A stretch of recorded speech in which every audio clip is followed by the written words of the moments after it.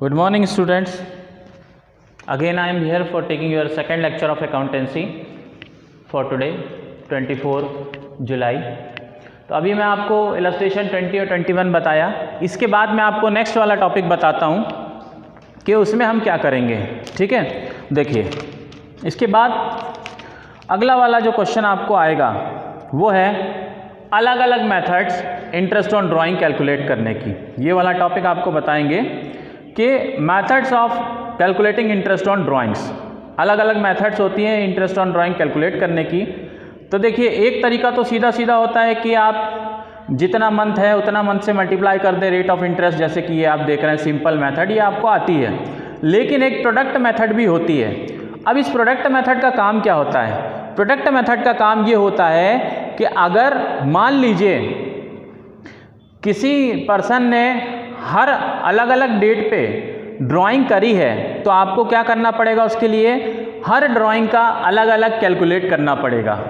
तो अलग अलग इंटरेस्ट ऑन ड्राइंग कैलकुलेट ना करके हम एक साथ भी कर सकते हैं, या यूँ समझ लीजिए कि प्रोडक्ट मेथड का मतलब है कि एक लंबी प्रोसेस को छोटा बना देना, शॉर्टकट आपने बना दिया।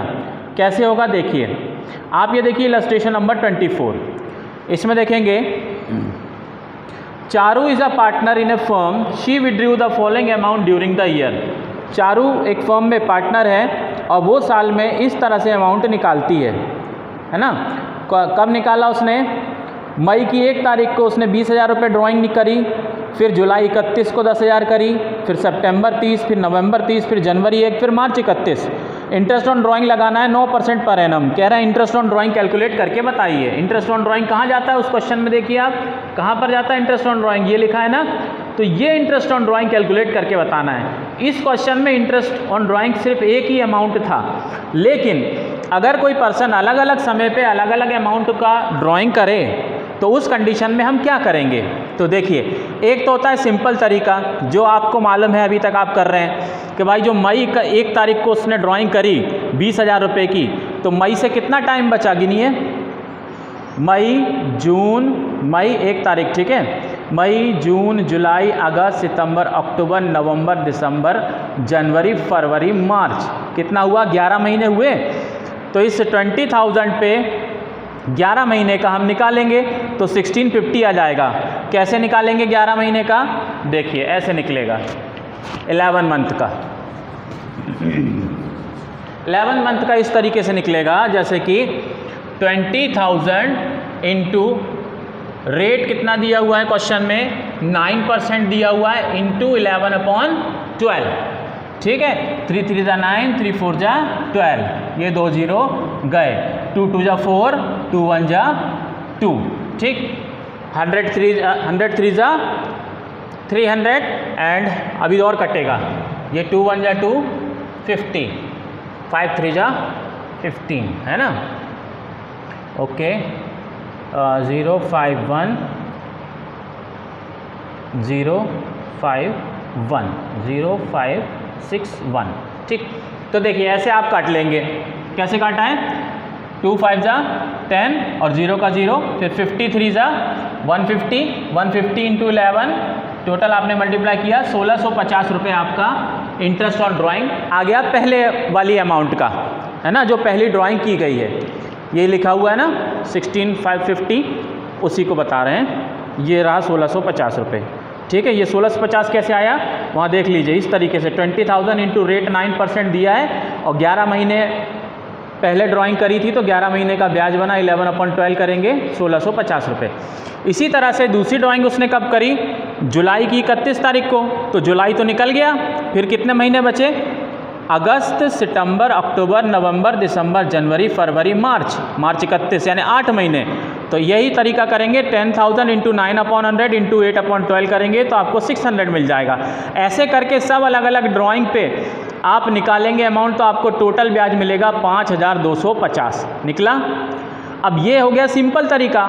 इसकी जगह पर आप प्रोडक्ट मेथड भी लगा सकते हैं। देखिए अगर क्वेश्चन ऐसा अभी तक बोर्ड में आया नहीं है कि वो आपको प्रॉपरली कहे कि आप प्रोडक्ट मेथड लगाकर ही क्वेश्चन को निकालिए या सॉल्व करिए, ऐसा तो हुआ नहीं है। लेकिन CBSE है और बोर्ड क्लास है, जो आपके सिलेबस में है वो कहीं से भी आ सकता है, तो प्रोडक्ट मेथड भी आपको सीखनी होगी। तो इसी क्वेश्चन को प्रोडक्ट मेथड से कैसे सॉल्व करेंगे, ऐसे मई की 1 तारीख को जो ड्राइंग करी उस पर 20,000 जो ड्राइंग का अमाउंट है उसमें टाइम बचा था 11 महीने। देखिए ऊपर आपने कैलकुलेट किया था ना 11, 8, 6, 4 ये टाइम है। तो इसमें क्या करेंगे 20,000 इंटू 11 कर देंगे तो कितना आ जाएगा 2,20,000, यानी इस सेकंड कॉलम का थर्ड कॉलम से मल्टीप्लाई होगा। ऐसे 10,000 इंटू 8 कर देंगे तो कितना आ जाएगा 80,000।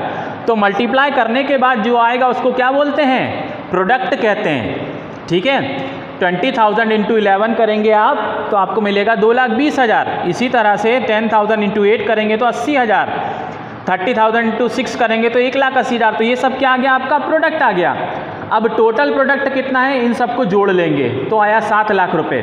फॉर्मूला क्या है प्रोडक्ट मेथड में, total of product into percentage upon into 1/12। ये 12 हमेशा रहेगा, ध्यान रखिएगा। ये 12 क्वेश्चन में नहीं दिया रहता, ये प्रोडक्ट मेथड के फॉर्मूले में ही 12 है। ठीक है, 1/12 हमेशा रहेगा। यहाँ लिखते हैं परसेंटेज। तो टोटल प्रोडक्ट कितना था आपका 7 लाख इंटू 9/100 इंटू 1/12। देखिए 5,250 आया।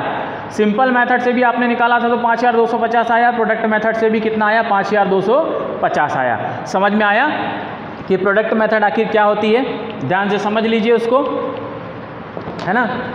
इतना समझ में आया प्रोडक्ट मेथड के बारे में। अब हम आगे और दूसरी चीज़ें देखेंगे कि इंटरेस्ट ऑन मंथली ड्राइंग। इसके बाद जहाँ आपको समझ में नहीं आया वहाँ पर वीडियो पॉज करके अच्छे से समझ लीजिएगा, फिर अगला टॉपिक समझिएगा। इंटरेस्ट ऑन मंथली ड्राइंग, मान लो अब ये प्रोडक्ट मेथड समझिए शॉर्टकट हो गया है ना। अब मान लीजिए मंथली ड्राइंग कर रहा है कोई पार्टनर, तो कैसे होगा, when drawings are made in the beginning of every month, है ना। तो ये ड्राइंग वाला जो एवरी मंथ बिगिनिंग एंडिंग है ना, ये मैं आपको अलग से एक वीडियो पूरा बता दूंगा इसका, है ना, क्योंकि इसमें बहुत सारी चीज़ें हैं। मैं आपको नेक्स्ट चीज़ बताता हूँ। चलिए अभी हम आ जाएंगे ये वाले क्वेश्चन पर।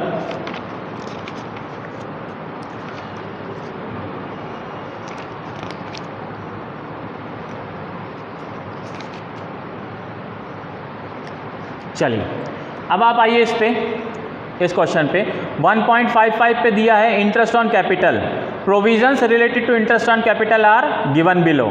ठीक है, इसके बारे में हम पढ़ेंगे कि क्या क्या करना रहता है। देखिए कई बार क्या होता है कि interest on capital charge against profit भी हो सकता है अगर डीड कह रही है तो। ध्यान से समझिए सब लोग कि इंटरेस्ट ऑन कैपिटल एप्रोप्रिएशन वाली चीज़ है, प्रॉफिट होगा तो देंगे, नहीं होगा तो नहीं देंगे। लेकिन अगर क्वेश्चन कह रहा है, मतलब डीड कह रही है, एग्रीमेंट हुआ है कि interest on capital charge against profit माना जाएगा, यानी प्रॉफिट एंड लॉस का आइटम हैगा, तो आपको लॉस की कंडीशन में भी उसको देना पड़ेगा। यही वो क्वेश्चन देखिए समझा रहा है।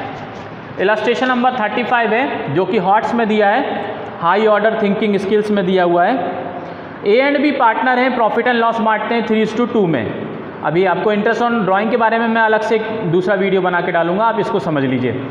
ए और बी पार्टनर्स हैं, sharing profit and losses of 3:2, जिनकी कैपिटल 2 लाख और 1 लाख रुपए है। डिस्ट्रीब्यूशन ऑफ प्रॉफिट आप बताइए। इस केस में यदि डीड साइलेंट है इंटरेस्ट ऑन कैपिटल के बारे में और प्रॉफिट है 50,000 का, तो क्या करेंगे। तो अगर डीड इंटरेस्ट ऑन कैपिटल के बारे में कुछ नहीं कह रही है तो हम इंटरेस्ट ऑन कैपिटल नहीं देंगे। देखिए अप्रोप्रिएशन में यहाँ लिख दिया प्रॉफिट एंड लॉस अकाउंट 50,000 और उसके इनके रेशियो 3:2 में बांट के ख़त्म कर दिया। समझ में आया। अगर डीड में साइलेंट है, मतलब कुछ नहीं लिखा है इंटरेस्ट ऑन कैपिटल के बारे में, तो ये करेंगे।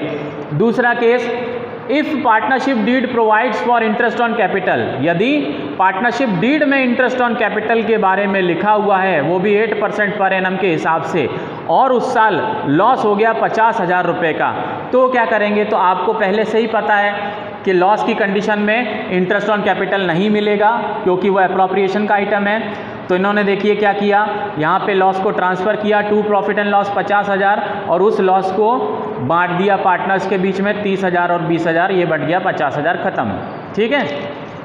अब तीसरा कंडीशन, यदि डीड कह रही है if partnership deed provides for interest on capital, यदि डीड कह रही है इंटरेस्ट ऑन कैपिटल दिया जाएगा 8% per annum and the profit for the year 50,000 और प्रॉफिट भी है 50,000 का, तो फिर हम इंटरेस्ट ऑन कैपिटल देंगे। कैसे देंगे, ये बनाया अप्रोप्रिएशन यहाँ पर लिखा टू प्रॉफिट एंड लॉस 50,000 रुपये, देखिए ये लिखा है केस 3 में, और टू इंटरेस्ट ऑन कैपिटल 16,000 और 8,000 जो उनकी कैपिटल है उस पे परसेंटेज से मल्टीप्लाई करके 8% निकाल लेंगे। अब बचा प्रॉफिट कितना 26,000, उस 26,000 को 3:2 में बांट दिया। ठीक, अब केस 4 देखेंगे। केस 4 क्या कह रहा है, यदि डीड कह रही है interest on capital 8% per annum से देना है एंड प्रॉफिट उस साल का 15,000 रुपये ही था। देखिए इससे पहले थर्ड केस में प्रॉफिट कितना था 50,000 रुपये था, लेकिन फोर्थ केस में कितना है 15,000 रुपये है। तो अभी आपने एक क्वेश्चन किया है ना कि अगर कम हो प्रॉफिट तो क्या करेंगे, तो ये प्रॉफिट एंड लॉस लिखा 15,000 रुपये। अब इन्होंने क्या किया कि जो उनका इंटरेस्ट ऑन कैपिटल बना था, कितना बना था 16,000 और 8,000 रुपये ये बना था, इसका रेशियो बना लेंगे। 3 जीरो यहाँ से कट कर देंगे, यहाँ से 3 जीरो बचा 16:8, किसके टेबल में दोनों आता है 8 1 जा 8 8 2 जा 16, तो 2:1 का रेशियो आया। तो इसी 15,000 रुपये को जो हमारे पास है उनका इंटरेस्ट ऑन कैपिटल कितना बन रहा है 24,000 रुपये बन रहा है, लेकिन 24,000 तो है ही नहीं 15,000 है। तो इसी 15,000 को हम 2:1 के रेशियो में यानी 10,000 रुपये ए को दे देंगे और बी को दे देंगे, बी को हम दे देंगे 5,000 रुपये। ठीक है, तो इस तरह से बांट देंगे। अब लास्ट केस 5, यदि डीड कह रही है if a partnership deed provide for interest on capital 8% per annum देना है and it involves the firm in loss, भले ही इवन फर्म को लॉस हो जाए और प्रॉफिट उस साल का है 15,000। अब देखिए भले ही फर्म को लॉस हो जाए और प्रॉफिट है 15,000, इसका क्या मतलब है, इसका मतलब है कि फिफ्थ वाले केस में interest on capital charge against profit है, प्रॉफिट एंड लॉस का आइटम है, अप्रोप्रिएशन का नहीं है, और वो देना ही पड़ेगा। क्योंकि क्या कह रहे हैं, even in case of loss, यदि लॉस हो जाए तो भी, इसका मतलब है कि वो चार्ज अगेंस्ट प्रॉफिट है तो हम देंगे ही। अब देखिए उस साल हमारा प्रॉफिट कितना था, हमारा प्रॉफिट था 15,000 रुपये, और यहाँ हमने पूरा इंटरेस्ट ऑन कैपिटल दिया 16,000 और 8,000 24,000, लेकिन प्रॉफिट कितना है 15, कम कितने पड़ गए पैसे 9,000 रुपये। 9,000 का लॉस ए और बी की कैपिटल अकाउंट में ट्रांसफ़र कर दिया है ना। 15 थे तो 15 कटने के बाद में 9,000 रुपये का उल्टा घाटा हो गया। और देखिए यहाँ पर अप्रोप्रिएशन नहीं लिखा है, यहाँ पे क्या लिखा है प्रॉफिट एंड लॉस अकाउंट लिखा है, क्योंकि इस कंडीशन में वो चार्ज अगेंस्ट प्रॉफिट है इंटरेस्ट ऑन कैपिटल। ठीक है, जब interest on capital charge against profit होता है तो प्रॉफिट हो या लॉस हो वो दिया जाएगा।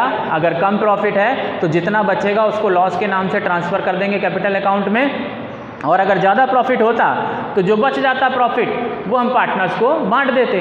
ठीक है, तो ये पांचों कंडीशन आप अच्छे से समझ लीजिए, और ये सिर्फ इंटरेस्ट ऑन कैपिटल के लिए नहीं है, यही चीज़ आप सैलरी के साथ भी करेंगे, यही चीज़ आप कमीशन टू पार्टनर के साथ भी करेंगे, सैलरी टू पार्टनर के साथ भी करेंगे, है ना। ये इस क्वेश्चन से समझिएगा कि कैसे उसको सॉल्व करना है। ठीक है, अपने नोट्स आप लोग तैयार करिए, और जिसकी फ़ीस जमा नहीं है वो लोग फ़ीस जमा करें। आज का यहीं टॉपिक ख़त्म होता है, कल फिर मिलेंगे। Thank you.